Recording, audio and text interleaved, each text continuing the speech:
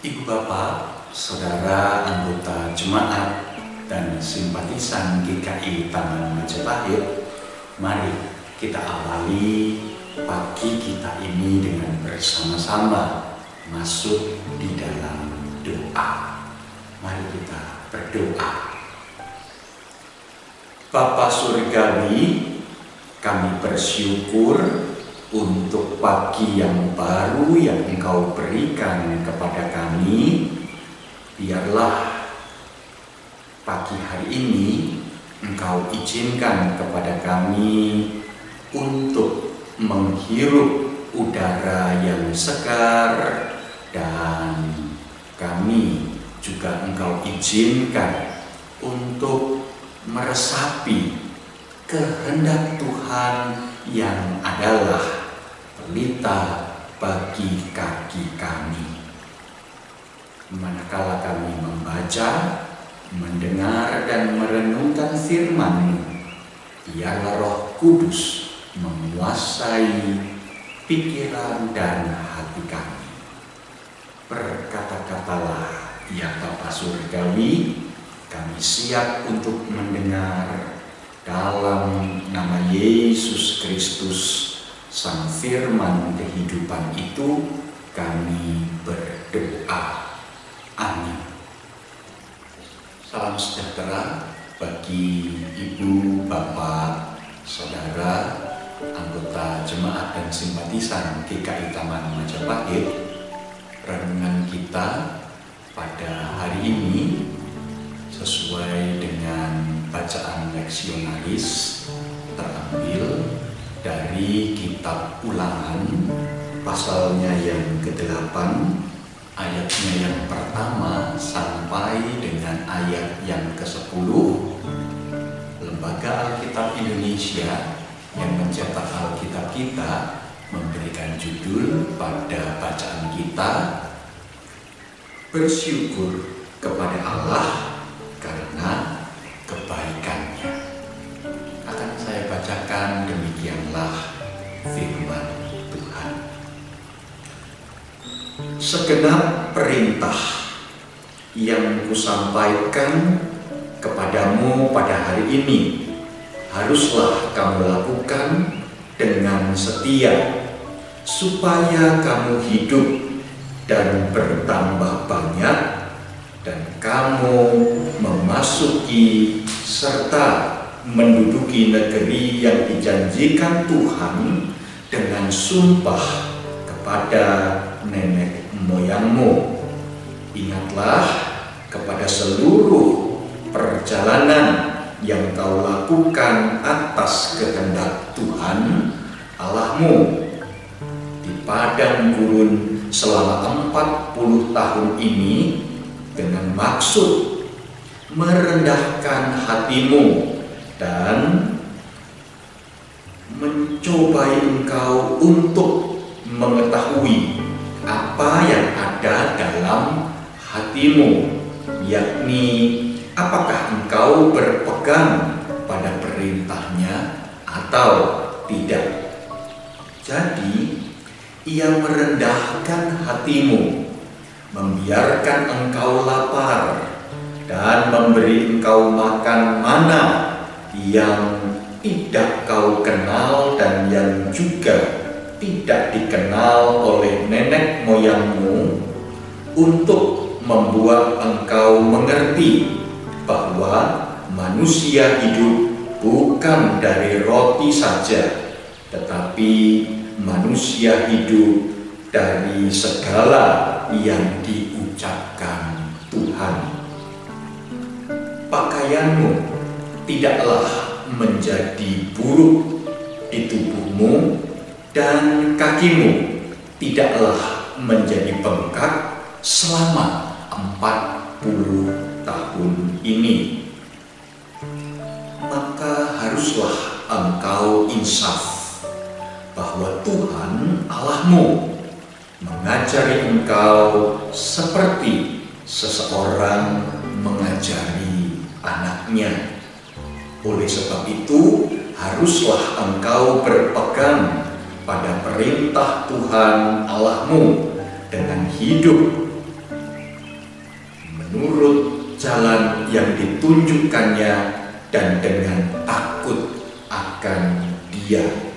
Sebab Tuhan Allahmu membawa engkau masuk ke dalam negeri yang baik, suatu negeri dengan sungai, mata air, dan danau yang keluar dari lembah-lembah dan gunung-gunung, suatu negeri dengan gandum dan jelainya, dengan pohon anggur, pohon ara, dan pohon delimanya, suatu negeri dengan pohon zaitun dan madunya, suatu negeri di mana engkau akan makan roti dengan tidak usah berhemat, di mana engkau tidak akan kekurangan apapun, suatu negeri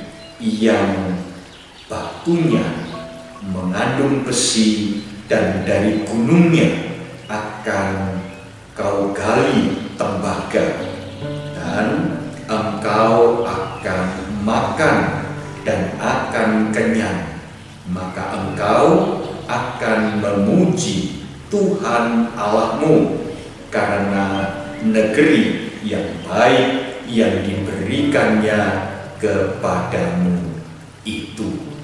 Sampai sedemikian jauh pembacaan firman Allah. Yang berbahagia adalah kita semua yang boleh dengan setia hidup di dalam terang kebenaran firman Tuhan. Haleluya. Ibu bapak, saudara yang terkasih di dalam Tuhan Yesus Kristus. Ketika saya masih mahasiswa, suatu ketika saya membaca sebuah buku yang ditulis oleh Pendeta Andar Ismail. Tentu ibu bapak saudara tahu buku rohani dengan judul Seri Selamat. Ya, Pendeta Andar Ismail menulis buku-bukunya dengan menggunakan kata selamat di awal judulnya. Entahkah itu Selamat Natal, entahkah itu Selamat Paskah, entahkah itu Selamat Ribut Rukun, dan selamat yang lainnya. Nah, di dalam salah satu tulisannya, Pendeta Andar Ismail menyampaikan bagaimana reaksi seseorang ketika ia menerima hadiah.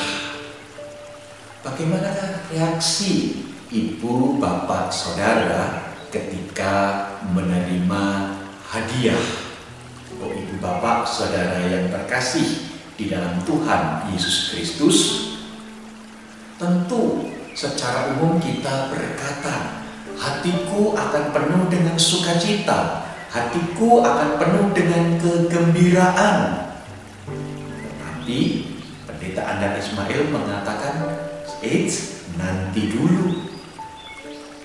Jikalau hadiah itu tidak sesuai dengan harapan kita, apakah ibu, bapak, saudara tetap dapat bersukacita? Misalkan, tulis Pendeta Andar, ada orang yang memberi hadiah seekor kuda kepada ibu, bapak, saudara.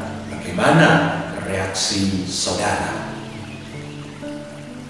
Ya, kalau ibu, bapak, saudara senang memelihara kuda.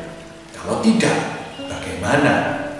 Ya, kalau di tempat tinggal ibu, bapak, saudara ada cukup ruangan untuk membuat kandang kuda. Kalau tidak, bagaimana? Ya, kalau di antara ibu, bapak, saudara memiliki cukup dana untuk memelihara seekor kuda. Kalau tidak, bagaimana? Tentu hadiah seperti ini membingungkan, dan ketika menerimanya tidak tahu harus berbuat seperti apa. Nah, ibu bapak saudara yang terkasih di dalam Tuhan Yesus Kristus, bacaan kita pada hari ini menggambarkan, menceritakan saat-saat terakhir Musa di dalam kehidupannya, dan ia duduk di hadapan bangsa Israel yang akan menyeberang masuk ke tanah perjanjian.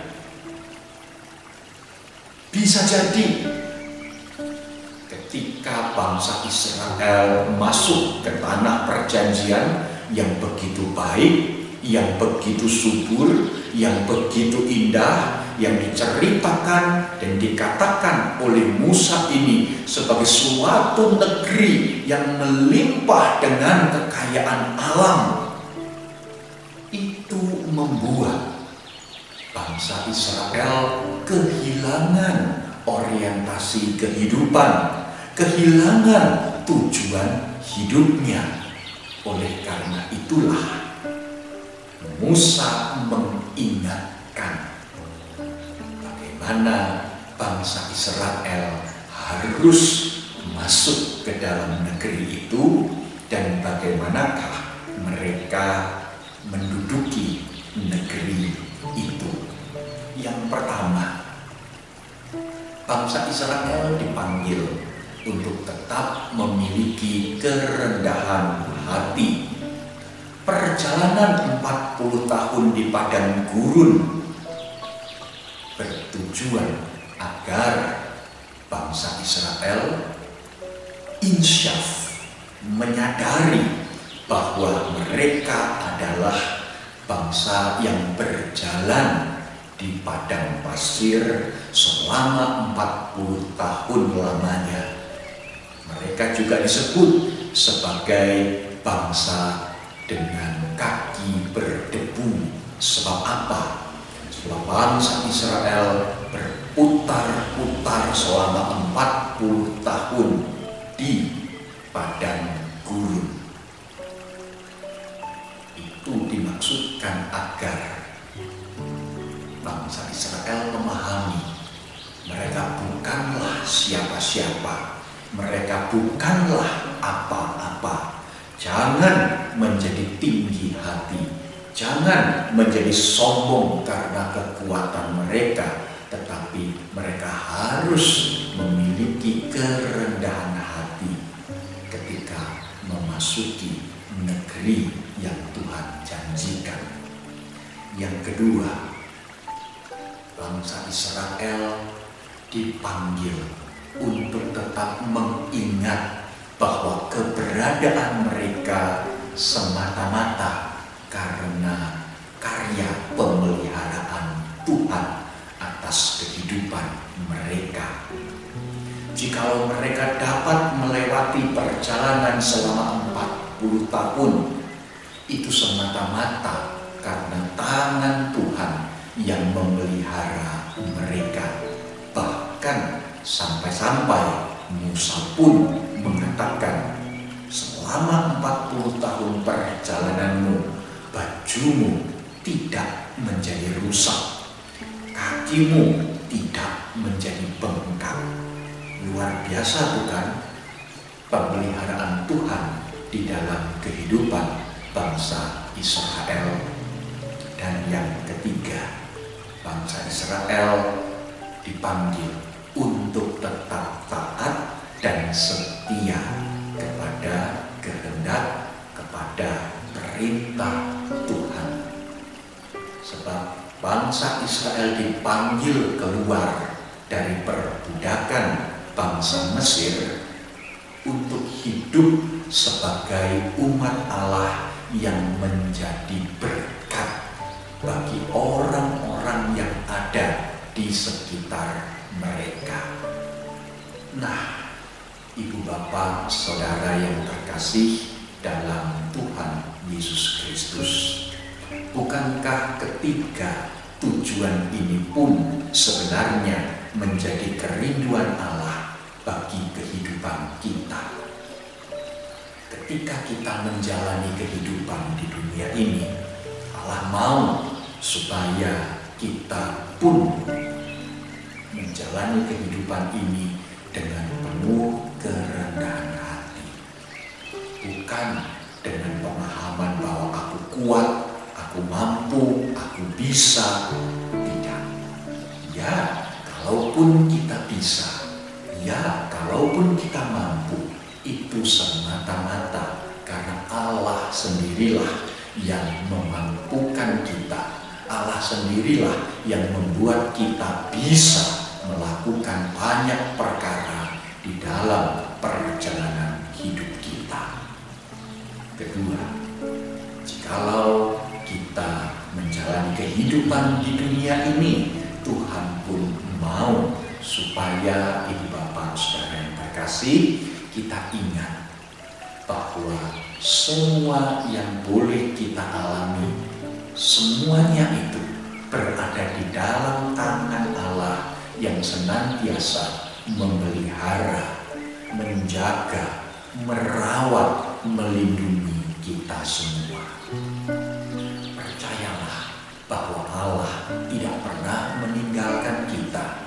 Sesulit apapun, seberat apapun perjalanan hidup kita, bahkan di tengah-tengah pandemi virus corona ini, Allah senantiasa memelihara, merawat, dan bahkan melindungi kehidupan kita.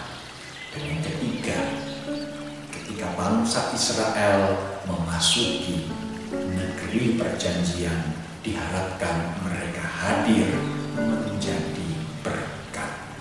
Demikian pula dengan hidup kita.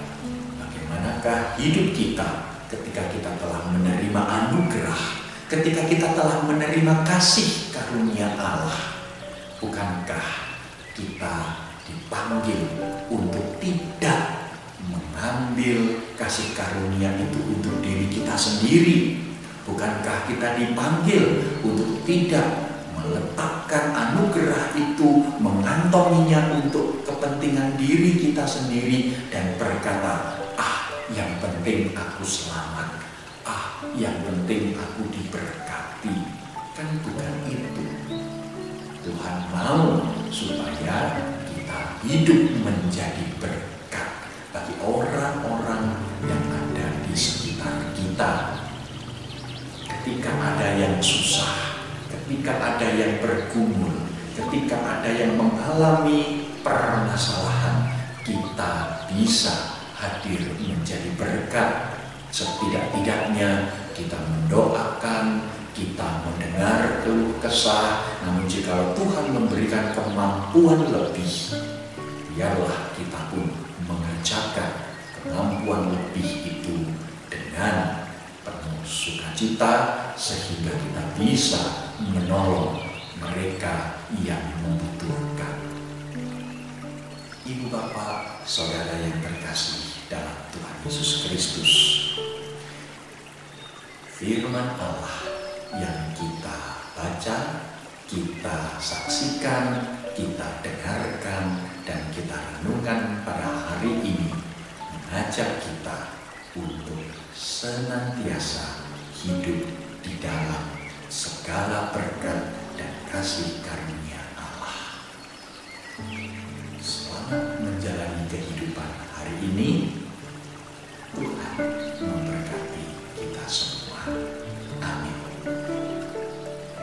Demikianlah firman Tuhan, dan oleh karena itu mari ibu bapak saudara yang terkasih, kita berdoa. Kami telah membaca, mendengar, dan merenungkan firman-Mu, ya Bapa Surgawi, dan di tengah segala kelemahan dan keterbatasan kami sungguh rindu Roh Allah sendirilah yang memampukan kami untuk mengerjakan firman-Mu itu di dalam hidup keseharian kami, sehingga sungguh firman Tuhan tidak lalu dengan sia-sia, tetapi boleh berbuah melalui kehidupan kami waktu demi waktu. Pimpinlah dan tuntunlah langkah kami, sebab Ia Bapa Surgawi. Kami percaya firman-Mu adalah pelita bagi kaki kami. Dalam nama Yesus